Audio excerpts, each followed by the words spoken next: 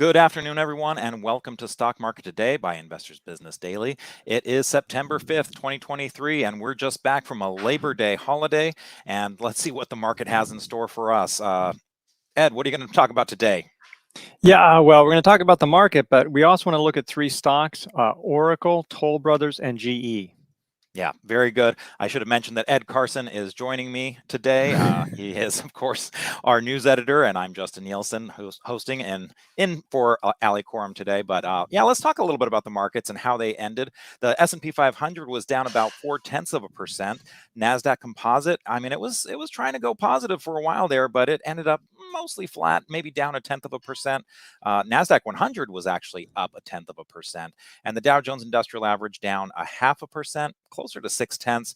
The Russell 2000, that got hit the hardest. That was down a full 2.1% for the day. So given what was going on here in last week, so strong, the last few days were kind of, starting strong, ending a little weak, but coming off the Labor Day holiday, how do you feel about the market today?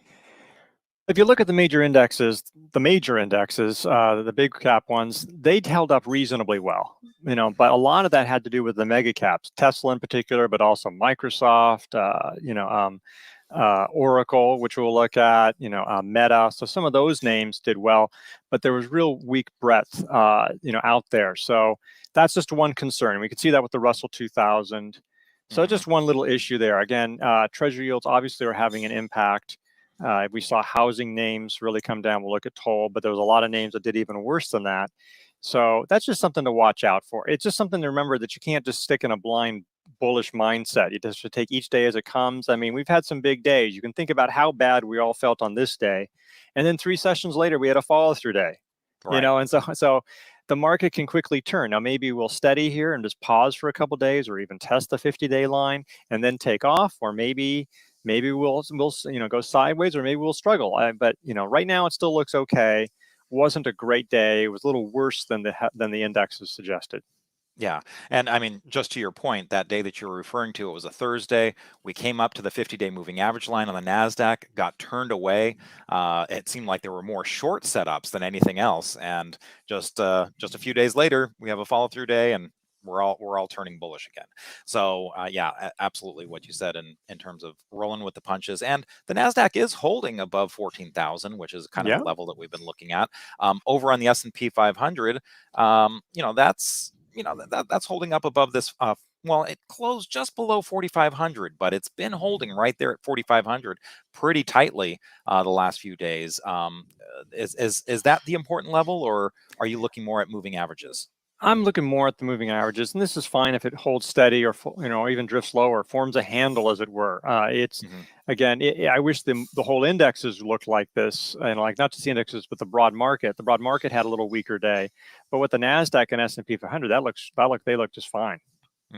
So you keep on talking about the breadth, and one of the things we often look at as a comparison is the S&P 500, which of course is very heavily weighted. I mean, yes, it says that it's about 500 stocks, but it really is about maybe 25 that hold a lot of the sway.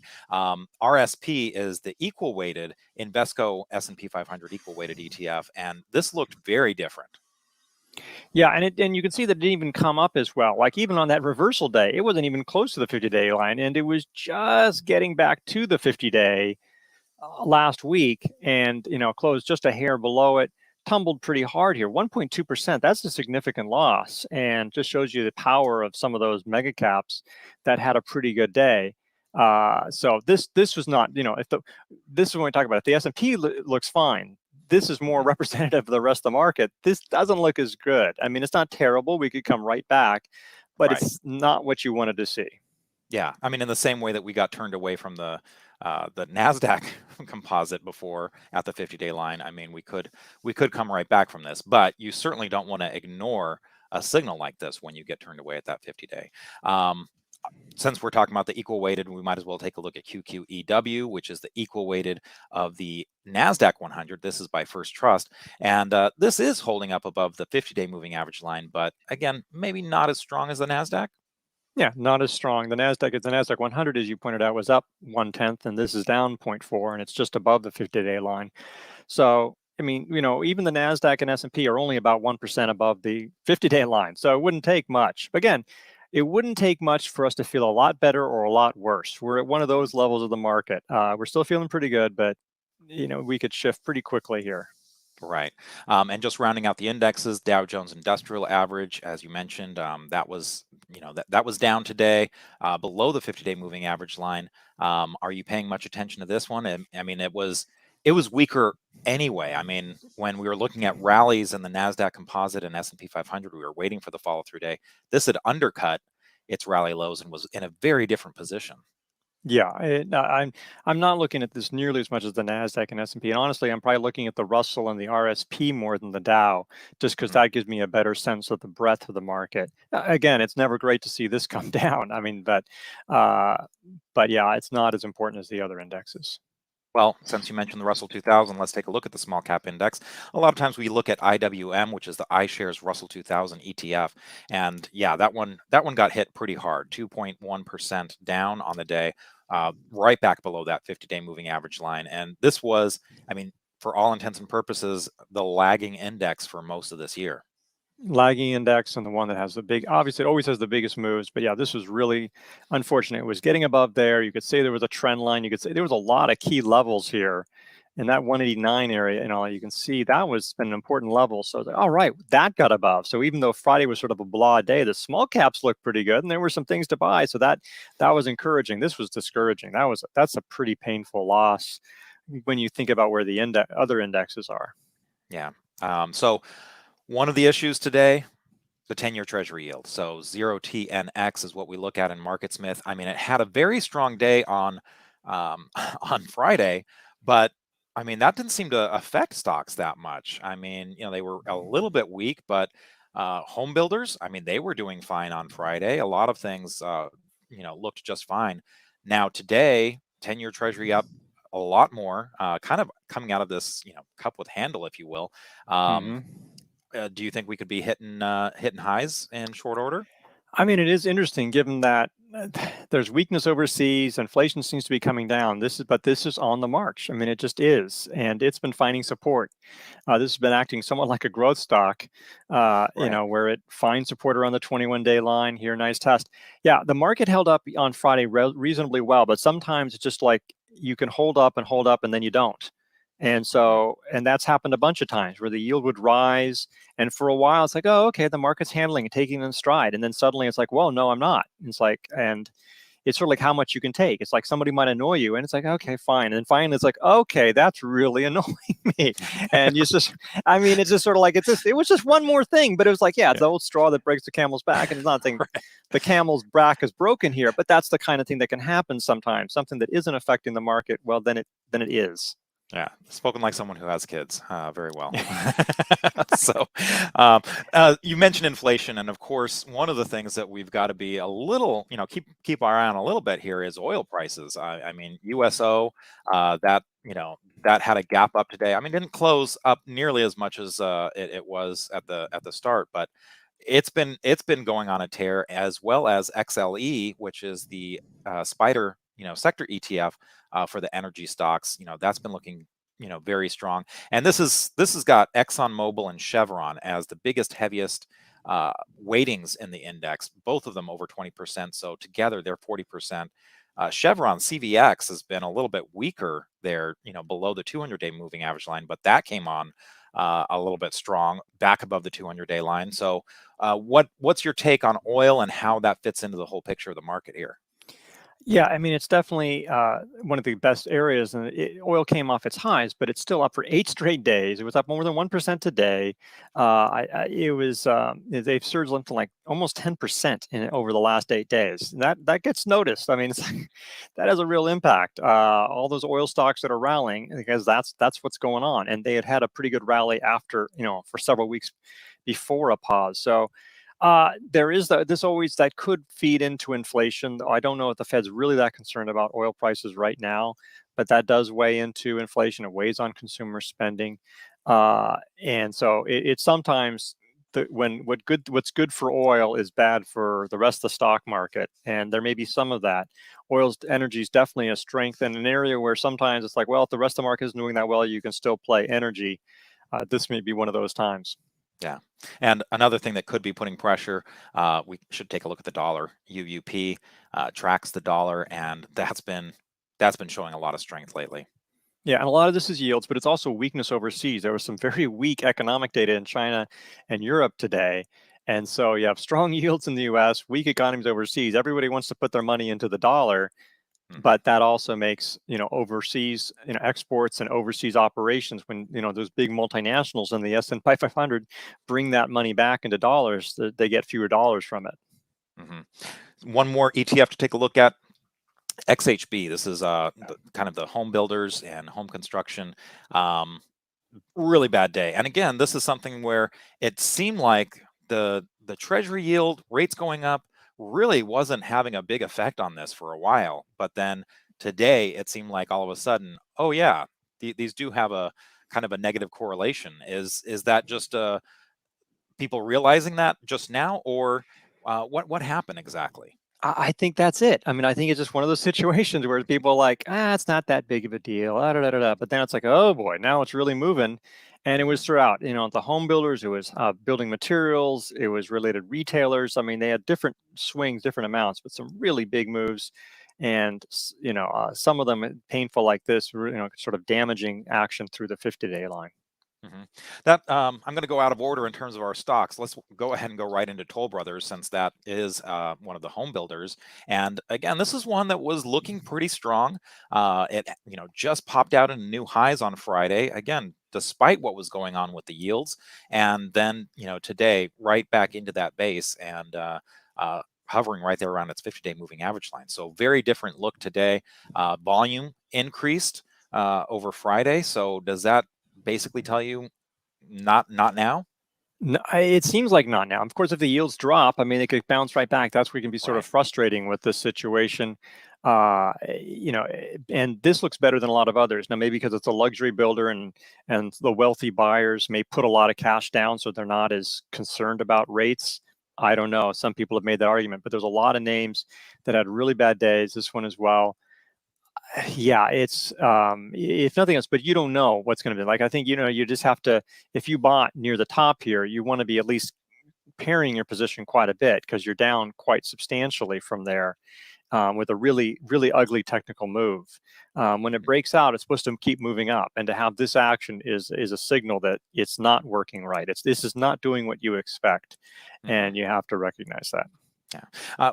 Just real quick, maybe we could take a look at the weekly chart. I think it, just, I mean, you can see it here on the daily, but I mean, this, really did kind of have this long base that it came out of. And for Yeah. most of this year, I mean, it's been on a pretty good tear. I mean, really, if you go back just to the third quarter of 2022, I mean, it's almost doubled from there. Yeah, and also another thing from the weekly, this flat base started with a pretty ugly week. So Yeah. I mean that sometimes happens, and then okay, now it looks fine, and Hmm. maybe this sets up again or bounces right back, and everybody will forget about today or this week.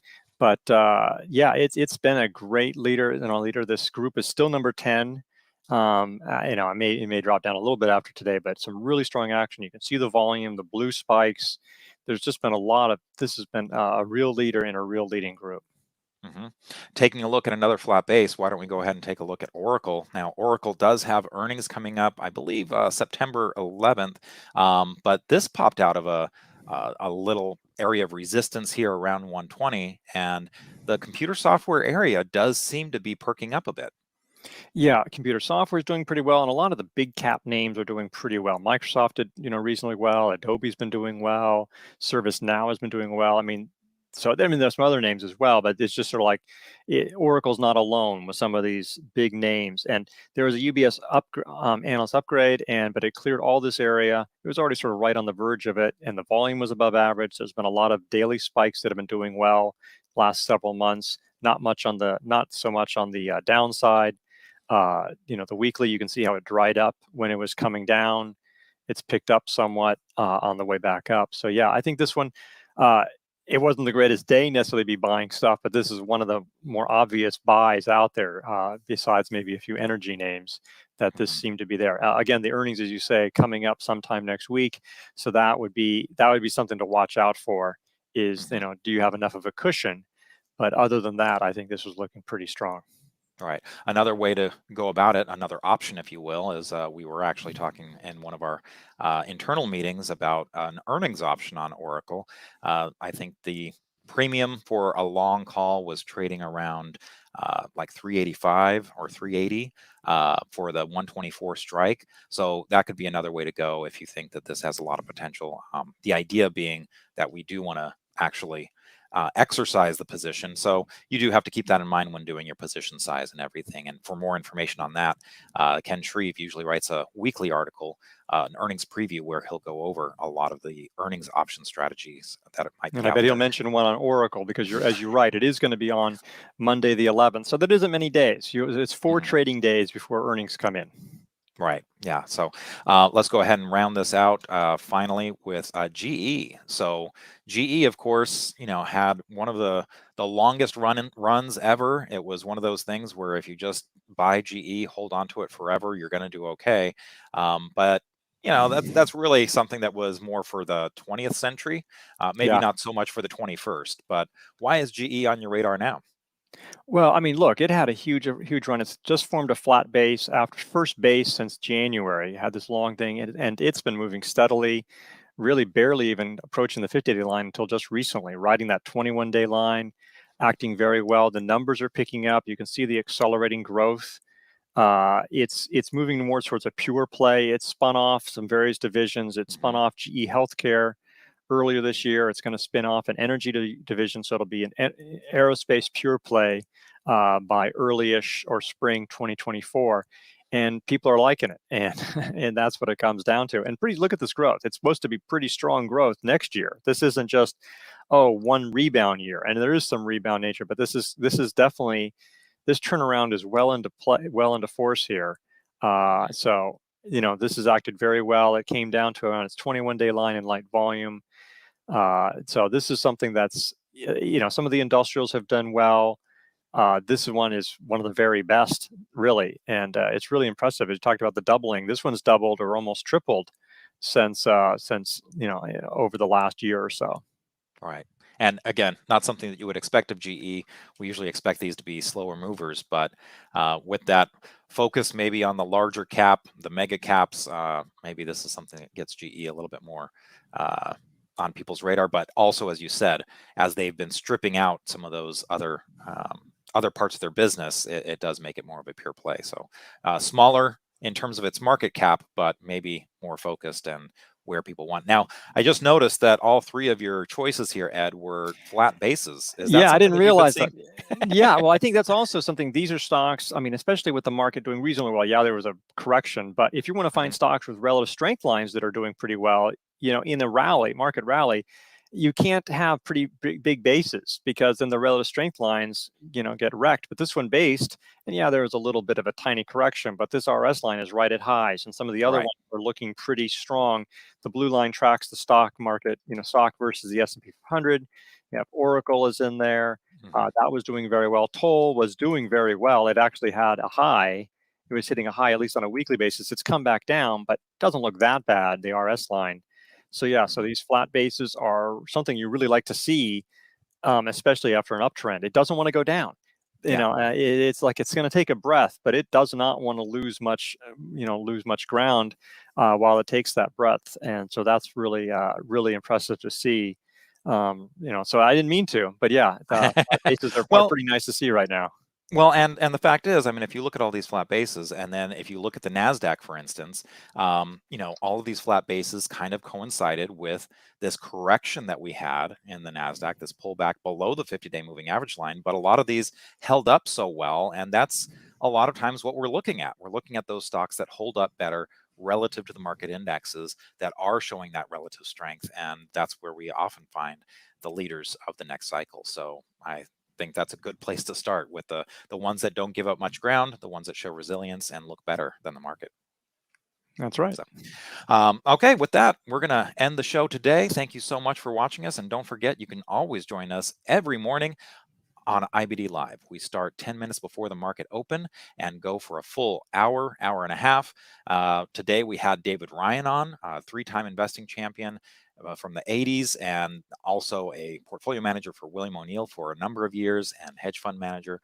So he was giving a lot of insight into what he was doing in his portfolio. So definitely something to check out every morning at investors.com/IBD Live. Until then, we'll see you next time and right back here tomorrow on Stock Market Today. Thanks for watching.